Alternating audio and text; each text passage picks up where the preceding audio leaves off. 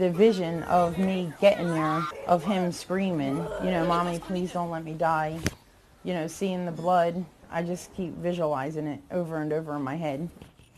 Frightening words from a terrified mother after her young son was attacked by a dog.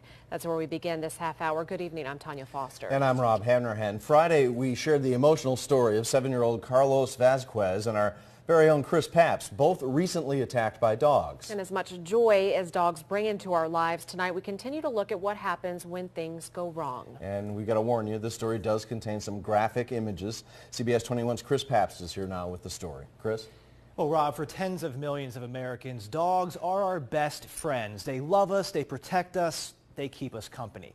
But every year, millions of us are attacked by them, and for hundreds of thousands, the result is severe and can last for life. Now, during this investigation, we found out dog bites don't just impact victims, but every taxpayer millions of times over. And again, we do have a viewer warning. The images you are about to see are graphic. These are the pictures rarely seen in the media. They're hard to look at, but they show the real impact of dog attacks. Every year, 4.5 million Americans become victims. Victims like me and 7-year-old Carlos Vasquez of Steelton. Couple scars on my knuckles. I've been bitten on the face too. Sandy Garrison has also been a victim. As a dog groomer, she's been bitten 6 times and involved in 3 dog fights. When the dog is out of control and attacking, it's all over. You're not going to fix it. Boys! Ruth Goodling has 45 years of experience training champion canines. Both women agree the best way to stop a dog attack is before it starts, with good breeding and responsible ownership. But if that doesn't work, a quick web search will offer many suggestions to prevent a dog attack, such as avoid direct eye contact and stay calm. They sense your fear. And use an umbrella or stick to keep the animal at a distance. All techniques where Garrison and Goodling agree. I really think the umbrella idea is a very good one. But that is where their agreement with these suggestions end, because a number of websites also offer solutions to stop an attacking dog, such as grabbing its testicles, since 90% of dogs that bite are non-neutered males. I would not ever do that. Other sites suggest picking up his hind legs to take away its power base. He could still turn around and probably is going to bite your hands. Or trying to punch the dog in the snout. I'm not putting my hands near his snout because that's where he keeps his teeth. People have a lot of ideas, but they don't make sense because a dog that's attacking is crazed. It's just a fight. It is a fight. A fight that has become more common in America.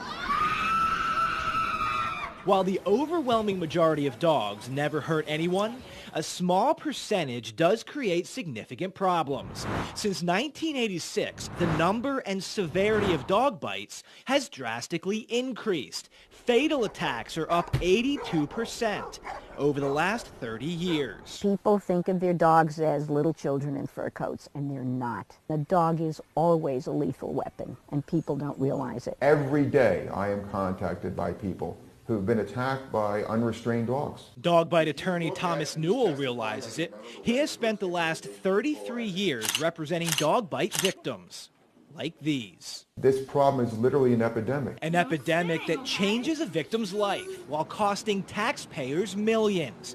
Newell says half of his calls involve dogs that are owned by uninsured renters.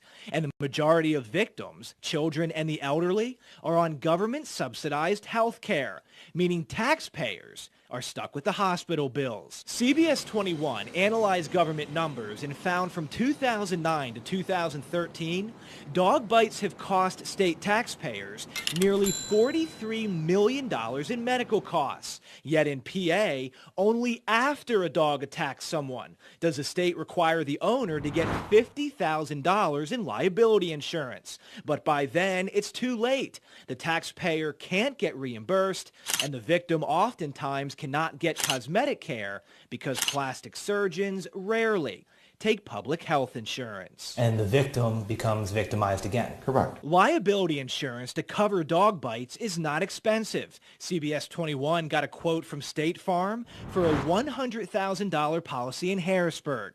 It's 36 cents a day. for a renter. We, the taxpayers, are literally paying millions of dollars a year so that uninsured renters could own vicious dogs and have no fiscal accountability. CBS 21 contacted the Department of Agriculture, which administers dog law, to discuss this topic. Instead, we got a statement. Quote, "The Department of Agriculture takes seriously every incident where an innocent person is attacked by a dog without provocation." Like anything else in life, it's repetitive.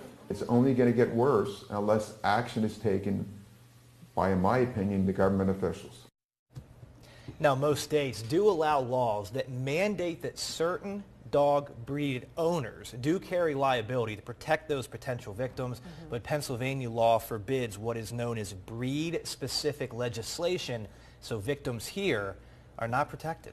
And you also mentioned in the first part of your story, if a dog does bite, the state doesn't require it to be put down either. No, is something that is up to the owner. Now, if they do choose to keep a dog that has bit or attacked someone, then there are pretty onerous regulations that the state imposes on that owner. So most people do choose to put the dog down, but they absolutely do not have to. And little Carlos, he's doing okay. Yeah, he's doing much better. I spoke to his mom. She watched the story on Friday, and she wrote some very nice things on our Facebook page about Carlos and how he's doing. They're doing much better, and it looks like he's going to be okay. Brave little boy and mom to get the word out on this. Absolutely. And you too, Chris. Yeah, great digging on the financial end of that. Thank you. If you